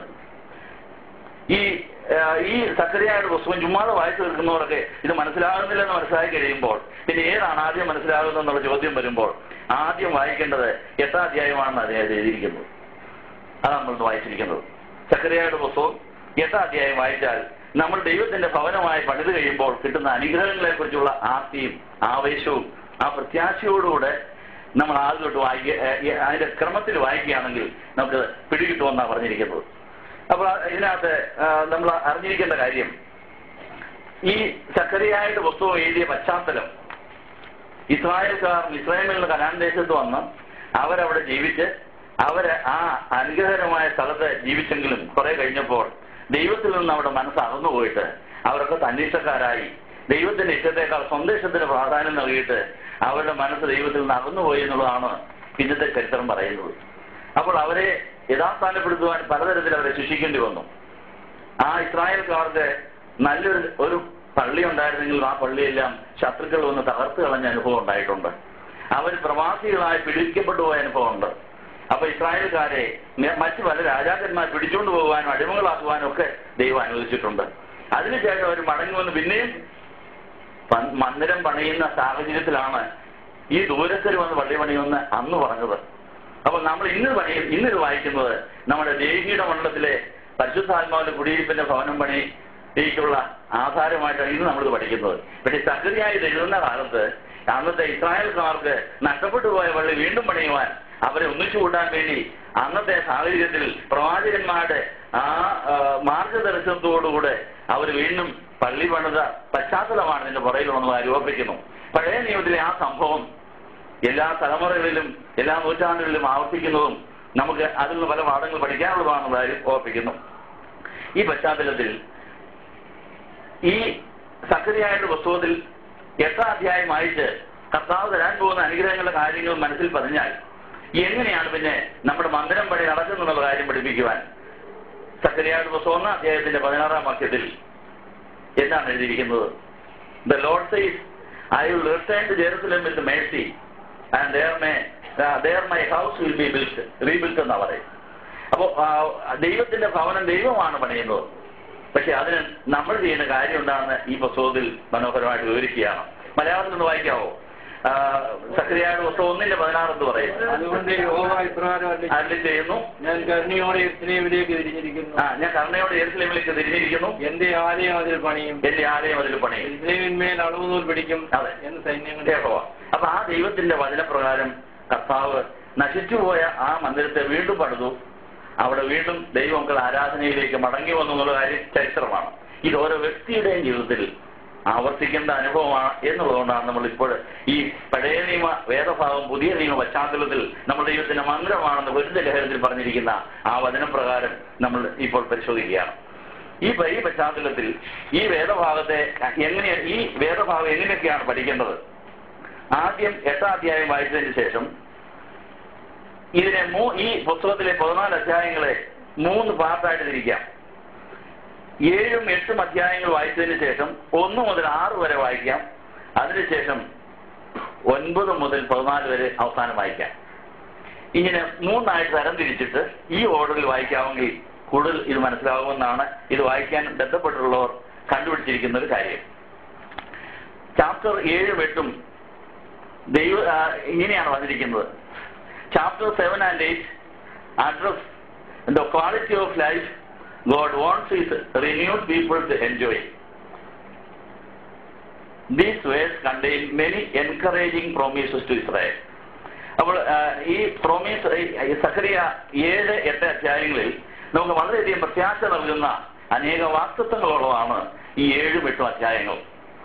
ആ 7ഉം 8ഉം അധ്യായങ്ങൾ പഠിച്ചതിന് ശേഷം വേണം പിന്നെ നമ്മൾ ബാക്കി അധ്യായങ്ങൾ വായിക്കാനാണ് എഴുതിയിരിക്കുന്നത്. അവസാനത്തെ 6 അധ്യായങ്ങൾ 9 മുതൽ 14 വരെയുള്ള കാര്യങ്ങൾ. അതിൽ കർത്താവിന്റെ മരണവും ഉയർപ്പും സ്വർഗാരോഹണവും ആ കർത്താവിന്റെ 2ാമത്തെ വരവിന്റെ കാര്യങ്ങളെല്ലാം പ്രത്യാശ അതിനകത്തുണ്ട്. അപ്പൊ യേശുവിന്റെ ജീവചരിത്രം പഴയ നിയമത്തിൽ തന്നെ വരച്ചു കാണിച്ച ഒരാളാണ് സക്കറിയ. അപ്പൊ കർത്താവിനുണ്ടായ മുറിവുകൾ, വേദനകൾ, മരണം, ഉയർപ്പ്, ഇവയെല്ലാം മനോഹരമായി ചിത്രീകരിക്കുന്ന കാര്യങ്ങൾ അതിനകത്ത് വരുന്നുണ്ട്. അപ്പോൾ നമ്മുടെ അനുദിന ജീവിതത്തിൽ നമ്മുടെ ദൈവത്തിന്റെ മന്ദിരം പണിത നിന്നുപോയ സാഹചര്യവും അത് പുനരാരംഭിക്കാനുള്ള ചുറ്റുപാടുകളും അതിനൊക്കെ പ്രചോദനം നൽകുന്ന കാര്യങ്ങളാണ് എഴുതിയിരിക്കുന്നത്. സമയം പോലെ ഇങ്ങനെ 7-8 വായിച്ചതിന് ശേഷം 1 മുതൽ 6 വരെയും അതിനുശേഷം 9 മുതൽ 14 വരെയും ഇങ്ങനെ അടുക്കി ഒന്ന് വായിച്ചു നോക്കുക. അപ്പോൾ നമുക്ക് പല കാര്യങ്ങൾ കുറെ കൂടെ മനസ്സിലാക്കാൻ സാധിക്കുന്നുള്ള കാര്യം അറിയിച്ചുകൊണ്ട് ഈ 8ാം അധ്യായത്തിലെ ചില വാക്തത്വങ്ങളിലേക്ക് ശ്രദ്ധ ഒന്നുകൊടുത്തിരിക്കുകയാണ്. 8ാം അധ്യായത്തിൽ പറഞ്ഞിരിക്കുന്ന വാക്തത്വങ്ങൾ എന്തെല്ലാമാണ്? ഇസ്രായേലിനെ അനുഗ്രഹിക്കുമെന്ന കർത്താവ് വാഗ്ദത്തം ചെയ്തിരിക്കുന്നു. സൈന്യങ്ങൾ യഹോവയുടെ അരുളപ്പാടിലേക്കുണ്ടായത്, സൈന്യങ്ങൾ യഹോവ പ്രകാരം അരുളി ചെയ്യുന്നു, ഞാൻ മഹാദൃശ്യതയോടെ സിയോന് വേണ്ടി എരിയുന്നു, ഞാൻ അതിനുവേണ്ടി മഹാക്രോധത്തോടെ എരിയുന്നു. യഹോവ പ്രകാരം അരുളി ചെയ്യുന്നു, ഞാൻ സിയോനിലേക്ക് മടങ്ങി വന്ന് യെരൂശലേമിന്റെ മധ്യേ വസിക്കും. യെരൂശലേമിനെ സത്യനഗരമെന്നും സൈന്യങ്ങളുടെ യഹോവയുടെ പർവ്വതത്തിന് വിശുദ്ധ പർവ്വതമെന്നും പേർ പറയും. അപ്പോൾ ദൈവം നമ്മളുടെ കൂടെ വസിക്കുന്ന അനുഭവം ഈ പള്ളി പണി പൂർത്തിയായി കഴിഞ്ഞ് മാത്രമേ ഉണ്ടാവൂ. അല്ല അതപ്പോൾ ഒന്ന് പണിയിച്ചേച്ചു പോകും, ഒന്ന് നോക്കിയിട്ടുണ്ട് പോവുകയുള്ളൂ. അപ്പൊ എപ്പോഴും ദൈവസാന്നിധ്യം ആസ്വദിക്കണമെങ്കിൽ നമ്മളുടെ ഈ 26% പണി 100% ആയാലേ കർത്താവ് വന്ന് താമസിക്കുകയുള്ളൂ. താമസിക്കുമ്പോൾ കർത്താവിന്റെ നിത്യ സാന്നിധ്യബോധം ആ അനുഗ്രഹങ്ങളിൽ നമുക്ക് ആസ്വദിക്കാൻ സാധിക്കും. സൈന്യങ്ങൾ പ്രകാരം അരുളി ചെയ്യുന്നു, ഇനിയും യെരൂശലേമിന്റെ തിരുവീതികളിൽ വൃദ്ധന്മാരും ഉണ്ടായിരിക്കും. വാർദ്ധക്യ നിമിത്തം ഓരോരുത്തരും കയ്യിൽ വടിപിടിക്കും. നഗരത്തിന്റെ തിരുവീതികൾ ആൺകുട്ടികളെയും പെൺകുട്ടികളെയും കൊണ്ട് നിറഞ്ഞിരിക്കും. അവർ അതിന്റെ തിരുവീതികൾ കളിച്ചുകൊണ്ടായിരിക്കും. സൈന്യങ്ങളുമായി പ്രകാരം അരുളി ചെയ്യുന്നു. അത് ഈ കാലത്ത് ജനത്തിൽ അവശേഷിക്കുന്നവർക്ക് അത്ഭുതകരമായി തോന്നുന്നുവെങ്കിൽ എനിക്കും അത്ഭുതകരമായി തോന്നുകയില്ലയോ എന്ന് സൈന്യങ്ങളെ അരുളി ചെയ്യുന്നു. സൈന്യങ്ങളുടെ പ്രകാരം അരുളി ചെയ്യുന്നു, ഞാൻ എന്റെ ജനത്തെ കിഴക്കേ ദേശത്തും പടിഞ്ഞാറ് ദേശത്തും രക്ഷിക്കും. ഞാൻ അവരെ കൊണ്ടുവരും. അവർ യെരൂശലേമിൽ പാർക്കും. സത്യത്തിലും നീതിയിലും അവരെനിക്ക് ജനമായും ഞാൻ അവർക്ക് ദൈവവുമായും ഇരിക്കും.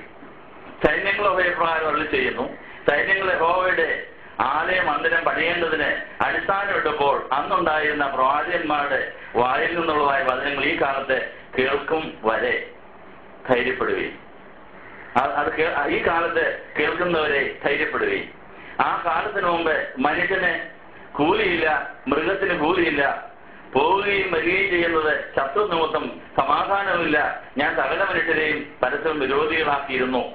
ഇപ്പോഴോ ഞാൻ ജനത്തിൽ അവശേഷിച്ചിരിക്കുന്നവരോട് പൂർവ്വകാലത്തെന്ന പോലെയല്ല എന്ന് സൈന്യങ്ങളെ അരുളി ചെയ്യുന്നു. കാരണം ഈ പണി ചെയ്യുന്നവർക്ക് അന്നും തന്നെ കൂലി കൊടുത്ത് അവരെ സന്തുഷ്ടരാക്കി പണി ചെയ്യിപ്പിക്കുമെന്നാണ് പറയുന്നത്. 12ാം വാക്യത്തിൽ വിധ സമാധാനത്തോടെ ആയിരിക്കും, മുന്തിരിയുള്ളിൽ ഫലം കായ്ക്കും, ഭൂമി അനുഭവം നൽകും, ആകാശം മഞ്ഞ് പെയ്യ്ക്കും. ഈ ജനത്തിൽ അവശേഷിച്ചിരിക്കുന്നവർക്ക് ഞാൻ ഇവയൊക്കെയും അവകാശമായി കൊടുക്കും.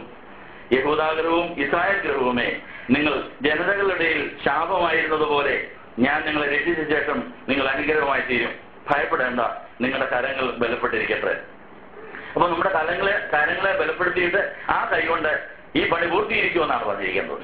സൈന്യങ്ങളെ പ്രകാരം അരുളി ചെയ്യുന്നു, നിങ്ങളുടെ പിതാക്കന്മാർ എന്നെ കോപിച്ചപ്പോൾ ഞാൻ നിങ്ങൾക്ക് തിന്മ വരുത്തുവാൻ വിചാരിക്കുകയും മനസ്സ് തിരിക്കാതിരിക്കുകയും ചെയ്തതുപോലെ ഞാൻ ഈ കാലത്ത് യെരൂശലേമിനും യഹൂദ ഗൃഹത്തിനും വീണ്ടും നന്മ വരുത്തുവാൻ വിചാരിക്കുന്നു. നിങ്ങൾ ഭയപ്പെടേണ്ട. അപ്പൊ നമ്മൾ ആഗ്രഹിക്കുന്ന എല്ലാ നന്മകളും ഭയമില്ലാതെ ആസ്വദിക്കുവാൻ ഇതിന്റെ പണി പൂർത്തിയാകണം എന്നാണ് ഇവിടെ ഓർപ്പിച്ചിരിക്കുന്നത്. നിങ്ങൾ ചെയ്യേണ്ട കാര്യങ്ങൾ ഇവയാകുന്നു. ഓരോരുത്തരും തന്റെ അയൽക്കാരനോട് സത്യം പറയുകയും നിങ്ങളുടെ ഗോപുരങ്ങളിൽ നേരോടും സമാധാനത്തോടും കൂടെ ന്യായപാലനം ചെയ്യുകയും നിങ്ങൾ ആരും തന്റെ അയൽക്കാരന് നേരെ ഹൃദയത്തിൽ ദോഷം നിരൂപിക്കരുത്, കള്ളസത്യത്തിൽ ഇഷ്ടം തോന്നുകയും അരുത്. ഇതെല്ലാം ഞാൻ വെറുക്കുന്നുവല്ലോ എന്ന് യഹോവ അരുളി ചെയ്യുന്നു. സൈന്യങ്ങൾ യഹോവയുടെ അരുളപ്പാട് എനിക്കുണ്ടായത്, സൈന്യങ്ങൾ യഹോവ ഇപ്രകാരം അരുളി ചെയ്യുന്നു, 4-ാം മാസത്തെ ഉപവാസവും 5-ാം മാസത്തെ ഉപവാസവും 7-ാം മാസത്തെ ഉപവാസവും 10-ാം മാസത്തെ ഉപവാസവും യഹൂദാഗ്രഹത്തിന് ആനന്ദവും സന്തോഷവും ആമോദവുമായുള്ള ഉത്സവങ്ങളായിരിക്കണം. അതുകൊണ്ട് സത്യവും സമാധാനവും ഇഷ്ടപ്പെടുകയും ആ ഉപവാസത്തോടും പ്രാർത്ഥനയോടും കൂടെ മാത്രം ഈ ജാതി മാറിപ്പോകുമെന്ന് പറഞ്ഞ വചനപ്രകാരം ഈ പണിമുടക്കികളെ ഈ മന്ദിരം പണിമുടക്കികളെ ഉപവാസത്തോടും പ്രാർത്ഥനയോടും ജാഗരണത്തോടും കൂടെ പകരം കൊടുത്ത് പറഞ്ഞു വിട്ടാലേ പണി പൂർത്തിയാകും എന്നുള്ള സൂചനയും അവിടെയുണ്ട്. സൈന്യങ്ങളെ പ്രാരംഭം ചെയ്യുന്നു, ഇനി ജനതകളും അനേക പട്ടണങ്ങളിലെ നിവാസികളും വരുവാൻ ഇടയാകും. ഒരു പട്ടണത്തിലെ നിവാസികൾ മറ്റൊന്നിലേക്ക് ചെന്ന് വരുവിൽ നമുക്ക് യഹോവയെ പ്രസാദിപ്പിക്കേണ്ടതിനും സൈന്യങ്ങളെ യഹോവയെ അന്വേഷിക്കേണ്ടതിനും ഉടനെ പോകാം, ഞാനും പോരുന്നു എന്ന് പറയും. അങ്ങനെ നിങ്ങൾ ആരാധന ചെയ്തു പോകുമ്പോൾ കൂടെയുള്ള അയൽക്കാരെയൊക്കെ വിളിച്ചുകൊണ്ടിരുന്ന കാലം വരുമെന്ന വിളിച്ചവർ വരികയും ചെയ്യും. നമ്മൾ ആരാധനയ്ക്ക് പോകുന്ന ആരും ഞങ്ങളോട് വരുമെന്ന് പറഞ്ഞിട്ടുണ്ടോ? ആരും വിളിച്ചാൽ വരുമോ? അതുമില്ലല്ലേ. എന്നാൽ പള്ളിപണി പൂർത്തിയായി കഴിഞ്ഞാൽ നമ്മൾ പള്ളിയിൽ പോയി കഴിഞ്ഞ് തിരിച്ചു തരുമ്പോൾ നമ്മൾ സന്തോഷം കാണുമ്പോൾ നിങ്ങൾ എവിടെ നിന്ന് ഇരിക്കും സന്തോഷം, ഞങ്ങളും വരിക എന്ന് പറയും. എന്താ അങ്ങനെയാണ്? കുഴപ്പമുണ്ടോ? നല്ലതല്ലേ? അങ്ങനെയാണെങ്കിൽ നമ്മുടെ പള്ളിപണി പൂർത്തിയായി അതിന്റെ അനുഗ്രഹങ്ങൾ അങ്ങോട്ട് നിറഞ്ഞു കഴിയുമ്പോൾ അനേകം നമ്മുടെ കൂടെ വരാൻ തുടങ്ങും. അനേകരെ വിളിച്ചാൽ അവർക്ക് സന്തോഷമായിട്ട് വരാൻ സാധിക്കും. അങ്ങനെ അനേകം ജനങ്ങളും ശക്തരായ ജനതകളും യേശുദേവിൽ സൈന്യങ്ങൾ യഹോവയെ അന്വേഷിക്കുവാനും യഹോവയെ പ്രസാദിപ്പിക്കുവാനും വരുമെന്നാണ് പറയുന്നത്. 21-ാം വാക്യത്തിൽ സൈന്യങ്ങൾ യഹോവയെ എപ്രകാരം അരുളി ചെയ്യുന്നു, ആ കാലത്ത് ജനതകളുടെ സകല ഭാഷയിൽ നിന്നും 10 പുരുഷന്മാർ ഒരു യഹൂദന്റെ വസ്ത്രാന്തരം പിടിച്ച് ദൈവം നിങ്ങളോടുകൂടെ ഉണ്ടെന്ന് ഞങ്ങൾ കേട്ടിരിക്കുന്നതിനാൽ ഞങ്ങൾ നിങ്ങളോട് പോരുന്നു എന്ന് പറയും. അത് യഹൂദന്മാരോട് പറഞ്ഞതാ. ഇന്ന് നമ്മളെ ഓരോരുത്തരെയും വിളിച്ചു പറയണം. പള്ളിയിൽ പോകുന്നവർ ഓരോരുത്തരെയും വിളിച്ചിട്ട് പറയും നിങ്ങളോട് ദൈവമാണ് നിങ്ങൾ കണ്ടിരിക്കും, ഞങ്ങൾ വരിക എന്ന് പറയും. ആരെങ്കിലും നമ്മുടെ വസ്ത്രത്തെ പിടിച്ച് ഞാനോട് പള്ളി വരിക എന്ന് പറഞ്ഞിട്ടുണ്ടോ? ഇതുവരെ പറഞ്ഞിട്ടില്ലേ? എന്നാണ് ഇടയാകട്ടെ എന്നാ പറഞ്ഞത്. ഇങ്ങനൊരു പ്രവചനമാണ് സക്കറിയ 8:23 പറഞ്ഞിരിക്കുന്നത്. ആ കാലത്ത് ജനതകളുടെ സകല ഭാഷകളിൽ നിന്നും 10 പുരുഷന്മാരായിരുന്നു നിന്റെ വസ്ത്രാഗ്രം പിടിച്ച് ദൈവം നിങ്ങളോട് ഉണ്ടെന്ന് ഞങ്ങൾ കേട്ടിരിക്കുന്നതിനാൽ ഞങ്ങൾ നിങ്ങളോട് പോകുന്നു എന്ന് പറഞ്ഞ് കേട്ടിരിക്കുന്ന ഞങ്ങളെ കാണാൻ വരും. അപ്പൊ നമ്മുടെ ഇവിടെ ദൈവം ഉണ്ടെന്നും നമ്മുടെ വീട്ടിൽ ദൈവം ഉണ്ടെന്നും ആ ദൈവം വല്ലവനാണെന്നും വലിയവനാണെന്നും എല്ലാ ദൈവങ്ങളെക്കാൾ വലിയ ദൈവമാണെന്നും കേൾക്കാൻ പോകുന്ന കാലം വരുന്നു, അറിയാൻ പോകുന്ന കാലം വരുന്നു. എല്ലാ ഭാഷക്കാരും, ഇന്ത്യയിൽ തന്നെ എത്ര ഭാഷക്കാരുണ്ടല്ലേ? തൊട്ടടുത്ത തമിഴുകാര്, കന്നഡക്കാര്, പിന്നെ തെലുങ്കുകാര്, എന്തെല്ലാം ഭാഷകളാണ്. എല്ലാ ഭാഷക്കാരും ആരാധന സ്ഥലത്ത് വരുമെന്നാ പറയും. അവിടെ എല്ലാം ധ്യാനം നടത്തേണ്ടി വരും. ഇങ്ങനെ എല്ലാ ഭാഷകളിലും ധ്യാനം നടത്തുന്ന ധ്യാനമന്ദിരമുണ്ട്. ഞാൻ സ്ഥലം പറയുന്നില്ല. ആയിരക്കണക്കിന് പേർക്ക് എല്ലാ ഭാഷക്കാർക്കും പ്രത്യേകം സ്ഥലത്ത് ധ്യാനം നടത്തിക്കൊണ്ട് ധ്യാനമന്ദിരങ്ങളോട്ട് പോകും. ആയിരക്കണക്കിന് പേരുന്ന ധ്യാനമന്ദിരത്തിൽ ഈ വരുന്ന പ്രകാരം എല്ലാ ഭാഷക്കാർക്കും സ്പെഷ്യൽ വിങ്ങ എന്താ ഉണ്ടല്ലേ? എല്ലാ ഭാഷക്കാർക്കും അത് അന്വേഷണമായിരിക്കണം. ഇങ്ങനെ എല്ലാ ഭാഷക്കാരെയും പ്രത്യേകം വിളിച്ചു വരുത്തി അവർക്ക് അനുഗ്രഹം കൊടുക്കുന്ന ഈ സക്കറിയ 8-ന്റെ പ്രവചനം ഇന്ന് പൂർത്തിയായിക്കൊണ്ടായിരിക്കുന്നു. എല്ലാ ഭാഷകളും സുവിശേഷം ഉണ്ടപ്പോൾ എല്ലാ ഭാഷകളിലേക്കും ഈ ബൈബിൾ പരിഭാഷപ്പെടുത്തപ്പെട്ടുകൊണ്ടിരിക്കുന്നു. അതിന് വ്യാഖ്യാനങ്ങൾ 24 മണിക്കൂർ ഇപ്പോൾ TV-യിലൂടെ ഈ സുവിശേഷം ഉദ്ഘോഷിക്കപ്പെടുന്നു. എപ്പോൾ വേണമെങ്കിലും കാണാൻ, കേൾക്കാം, ആസ്വദിക്കാം. അപ്പോൾ ഈ വളരെ വേഗം ഈ ദേവാലയത്തിന്റെ പണി നടന്നുകൊണ്ടിരിക്കുന്നു. നമുക്ക് അതിൽ കൂട്ടുകൂടാം. നമ്മുടെ തെള്ള ഉണക്കാൻ നോക്കി നിങ്ങൾ പ്രാർത്ഥിക്കുക. ഞങ്ങളെ സ്നേഹിക്കുന്ന ദൈവമേ, ഞങ്ങളുടെ കരുണയുണ്ടാകുന്നത് അങ്ങനെ ഞങ്ങളുടെ മാമോദിസായിട്ട് ഞങ്ങളുടെ സ്ഥാനത്തിൽ തുടങ്ങിയതായ ആ മന്ദിരം പണി അതിന്റെ തുടക്കത്തിൽ കർത്താവ് തന്നെ മുളയായി വലിയ വ്യക്തിയോടെ പ്രതിബന്ധങ്ങളെ അതിജീവിച്ചുകൊണ്ട് ആ മുളച്ചു വളർന്നു വരുന്നു. ആ മുള എന്ന് പേരുള്ള പുരുഷൻ തന്റെ നിലയിൽ നിന്ന് മുളച്ചു വന്ന് മന്ദിരം പണിയുമ്പോൾ അനേക ദൂരത്തിലെ വിളിച്ചു വരുത്തും. ഞങ്ങളിൽ നിന്ന് ദൂരെ പോയി മുടിയമ്പത്തിനെ പോലെ അത്യാഗ്രഹത്തോടെ മിഥ്യാബോധത്തിൽ ദൂരെ പോയവരെയൊക്കെ ക്ഷാമം മൂത്ത് ബോധം വർദ്ധിച്ച് തിരികെ വരുവാൻ തക്കവണ്ണം അങ്ങനെ എല്ലാ ജാതിക്കും എല്ലാ ഭാഷക്കാർക്കും ക്ഷാമം മൂത്ത് ബോധം വർദ്ധിക്കുമ്പോൾ അവരെല്ലാം ധ്യാനമന്ദിരത്തിലേക്ക് മടങ്ങി വന്ന് വചനം ധ്യാനിച്ച് എല്ലാ ഭാഷക്കാർക്കും സ്പെഷ്യൽ ധ്യാനമന്ദിരങ്ങളുണ്ടായി. അവരെല്ലാം വചനം പഠിച്ച് അവരെല്ലാം ദൂരസ്ഥരായിരുന്നിട്ട് സമീപസ്ഥരോട് ചേർന്ന് ഈ മുളയായ യേശുവിനോട് ചേർന്ന് ആ യേശുവാകുന്ന ആ പണിക്കാരൻ പറയുന്നതനുസരിച്ച് വേല ചെയ്ത് ഞങ്ങളെല്ലാം കർത്താവിന്റെ മന്ദിരമായി രൂപാന്തരപ്പെട്ട് അവിടെ എല്ലാ അനുഗ്രഹങ്ങളും ഉണ്ടെന്ന് എല്ലാവരും സാക്ഷിക്കുന്ന ഒരു അനുഭവം അതാദ്യം ഞങ്ങൾ ആസ്വദിക്കുവാനും ഞങ്ങളോട് കൂടുന്നവർ ആസ്വദിക്കുവാനും അങ്ങനെ ഈ നാമം മോശപ്പെട്ട് ജന്മസാഹചര്യമടയാൻ ഞങ്ങളെ സഹായിക്കണമെന്ന് യേശുവിന്റെ നാമം യാചിക്കുന്നത് പിതാവിനും പുത്രനും പരിശുദ്ധാത്മാവിനും സ്തുതിയേറ്റുവാനായിട്ട് തന്നെ.